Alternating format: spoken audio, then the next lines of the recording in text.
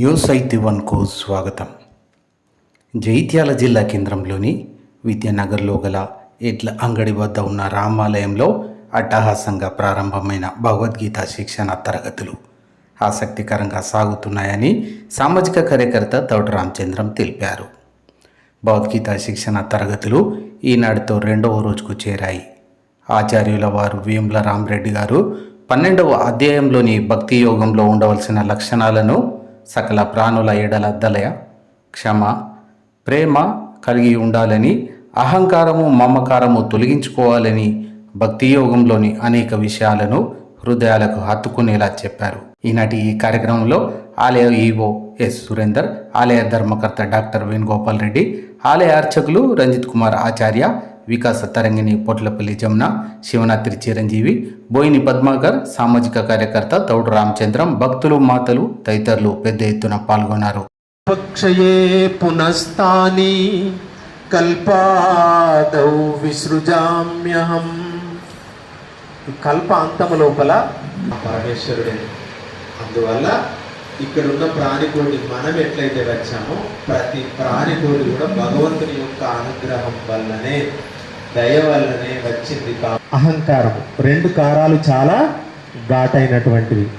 వీటి నుంచి ఎంత దూరం ఉంటే మనిషి అంత పవిత్రతను అంత అట్లా మంచిగా నిర్మాణం చేసి హౌస్ వార్మింగ్ సెరమనీ, ఇంటి గృహ ప్రవేశ కార్యక్రమం పెట్టాడండి. పెట్టి అందరిని పిలిపించాడు. మన అందరికి చూపించాలని అందరు పిలవాలిగా. మంచి భోజనాలు అది ఏర్పాటు చేసి వచ్చిన వాళ్ళందరికీ మన టాయిలెట్స్ లాగా ఇంత విశాలంగా ఎక్కడ లేదు, మన దేవాలయం అట్లా ఎక్కడ లేదు, మన మెట్లు ఇట్లా ఎక్కడ లేవు, ఇట్లా చెప్పుకుంటూ అందరినీ చూపించుకుంటూ దీనికి ఏదైనా తక్కువ అనిపిస్తుందా, మీకు ఏదైనా తప్పు అనిపిస్తుందా అని అందరిని ప్రశ్నిస్తున్నాడు. అందరూ ఓహో అంటే ఆహా ఓహోహో అని చెప్పేసి అందరు పొగిడేస్తున్నారు. ఈయన బాగా పాపం సంతోషపడుతున్నాడు. సరే, అందులో ఒక సాధు మహారాజు కూడా, ఒక సన్యాసి వచ్చాడు, కూర్చున్నాడు. పొద్దున్న నుంచి వచ్చిన వాళ్ళకల్లా ఇదే చూపిస్తున్నాడు, అదే చెప్తున్నాడు ఆ ఇంటి యజమాని. అయితే ఏమండి చాలాసేపు అయిన తర్వాత ఈ స్వామీజీ ఏమన్నారంటే, ఏమండి నేను మీతో మాట్లాడచ్చా అని అడిగితే, ఏంటండి మాట్లాడండి అంటే, మీరు ఏమనుకోకపోతే నేను ఒకటి చెప్తా అండి అని చెప్పాడు. ఏం పర్లేదండి, మరి ఎవరు ఏమీ నెగిటివ్ అంటే వ్యతిరేకంగా ఏం చెప్పలేదు, మరి ఏమైనా చెప్పదలుచుకుంటే చెప్పండి అని అంటే, ఏం లేదండి ఇంటికి 2 దోషాలు ఉన్నాయి అని చెప్పాడు. అంటే సగం చచ్చిపోయాడు ఆయన. అసలు ఎవరు దోషాలనే మాట్లాడే చెప్పలేదు, ఇంతమంది వాస్తు పండితులు తెప్పిస్తుంది కదా. 2 దోషాలు ఉన్నాయండి. చెప్పండి అసలు ఏంటి ఈ దోషాలు ఏంటి? ఒకటి, కాలగర్భంలో ఈ ఇల్లు ఎప్పటికీ ఉండదు, ఇది మొదటి దోషము. రెండవది, ఈ ఇల్లు నిర్మాణం చేసినటువంటి ఈ యజమాని ఎప్పటికీ ఉండడు. ఈ 2 దోషాలు ఉన్నాయి. అవునా లేదండి? ఉన్నాయా లేవా? అంటే మనకేం తెలియాలి? మన శరీరం శాశ్వతమైంది కాదు. కాబట్టి ఈ అహంకారాన్ని మనం తగ్గించుకోవాలి. ఈ 10 రోజులలో ఏమైనా మార్పు వస్తుందా? మన ఈగో, మన అహం ఏమైనా చనిపోద్దా చూద్దాం. చావజంపని రోజు కొంచెం మెల్లమెల్లగా. అది ఒకరోజు వెళ్ళేది కాదు. జన్మాంతర సహస్రేషు కుయో నిస్సేవితామయ. ఎందుకంటే కుక్క జన్మ, పంది జన్మ, ఇంకో జన్మ, కోతి జన్మ, అన్ని జన్మలు ఎత్తి వచ్చాం కాబట్టి ఆ కొంచెం అవన్నీ స్వభావాలన్నీ కూడా సమిశ్రితమై ఉన్నాయి కదా మనలో. కాబట్టి అవి అంత తేలికగా వదిలిపెట్టడానికి లేదు. ఓ తాతగారు కాశీకి వెళ్ళాడంట.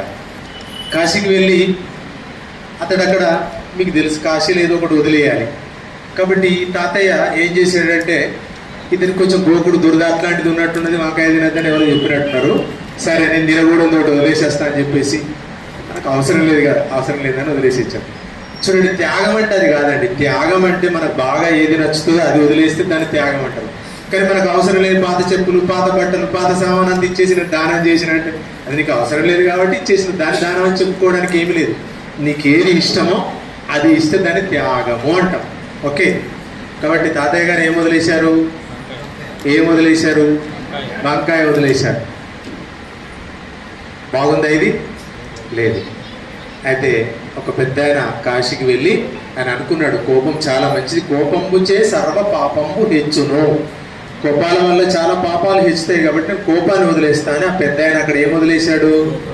కోపాన్ని వదిలేశాడు. స్వామి శంకర పరమేశ్వర, ఈ కోపాన్ని నాకు దూరం చేయవయ్యా, ఇక నాకు అద్దు, ఇది చాలు, ఇన్ని రోజులు దీంతో అనుభవించాను నేను జీవితం అంతా అని చెప్పేసి అక్కడ వదిలేసి వచ్చాడు. ఇంటికి వచ్చాడు. ఇంటికి వచ్చిన తర్వాత మనవడు ఉన్నాడు. తాత తాత నువ్వు కాశీలో ఏం వదిలేసి వచ్చావు తాతయ్య అంటే, కోపం వదిలేసి వచ్చాను రా అన్న తర్వాత మళ్ళీ 2 నిమిషాలు అయిన తర్వాత తాతయ్య తాతయ్య మీరు అక్కడ ఏం వదిలేసి వచ్చారు తాతయ్య అన్న తర్వాత కోపాన్ని వదిలేసి వచ్చాను రా. మళ్ళీ తాతయ్య తాతయ్య కొద్దిసేపు అయినాక ఏం వదిలేసి వచ్చావురా, కోపాన్ని వదిలేసి వచ్చాను రా. మళ్ళీ కొద్దిసేపు అయినాక తాతయ్య కాశీలో ఏం వదిలేసి వచ్చావు అన్నాడు. మనం ఈ క్షణం ఇది మంచిది కాదు అనే విషయం మనందరికీ తెలుసు. కానీ ఎక్కడైనా ఏదైనా మళ్ళా అవకాశం వచ్చిందంటే మనం నేను అనేది లేస్తుంది మనలో. ఈ 2 విషయాలను మనం వీలైనంత వరకు తగ్గించుకుంటే, ఒకటి స్వార్థము, రెండోది అహంకారం, మమకారం. అన్నిటికంటే కారమైన ఈ 2 ఏంటి అంటే, ఒకటి అహంకారము, రెండవది మమకారం. నాది నాకు, నాది నాకు. ఎంతసేపటికి మనము ఈ విశ్వం అంతా, ఈ విశ్వంలో మనము ఒక భాగమే అనే భావన ఉంటే అది దైవత్వ భావన. ఏదైతే నేను నాకు అని జీవిస్తారో అది రాక్షసీ భావన, రాక్షస అంశమును పుట్టినటువంటి వాళ్ళకు ఉండేటువంటి భావన. వాళ్ళ కోసమే జీవిస్తారు, వాళ్ళ కోసమే మరణిస్తారు. దానివల్ల ఈ విశ్వానికి, ఈ లోకానికి కానీ పరమాత్ముడికి కానీ ఏమి ప్రయోజనం లేదు. కాబట్టి ఇక్కడ మిత్రమిహ విద్యతే తత్స్వయం యోగ సంసిద్ధః కాలేనాత్మని విందతి. ఇది 11వ అధ్యాయంలో ఉన్నది. అర్జున, జ్ఞానంతో సమానమైనది ఏదీ లేదయ్యా. ఏమిటి జ్ఞానము? నేనెవరు, నేను ఎక్కడి నుంచి వచ్చాను, మరణం తర్వాత నేను ఎటు వెళ్తాను, నా యొక్క స్థితి గతి ఏమిటి, ఇలా మంచి చెడుల యొక్క విచక్షణ కలిగి ఉండడమే జ్ఞానము. కాబట్టి జ్ఞానంతో సమానమైంది ఏదీ లేదు అర్జున అని భగవానుడు సెలవిచ్చారు. ఇక్కడ మనం తెలుసుకోకుండా, అది యజ్ఞము కావచ్చు, పూజ కావచ్చు, జపము కావచ్చు, అందుకే చెప్తారు పెద్దలు, అర్థము లేని చదువు, అర్థము లేని చదువు. శ్రేయోహి జ్ఞానమభ్యాసాత్ జ్ఞానాత్ ధ్యానం విశిష్యతే. అభ్యాసం ద్వేష్ట సర్వభూతానాం అద్వేష్ట సర్వభూతానాం ఇక్దో మైత్రః కరుణ ఏవ చ. కరుణ అనే ఇక్కడ అనా సౌండ్ రావాలి. మైత్రః కరుణ ఏవ చ.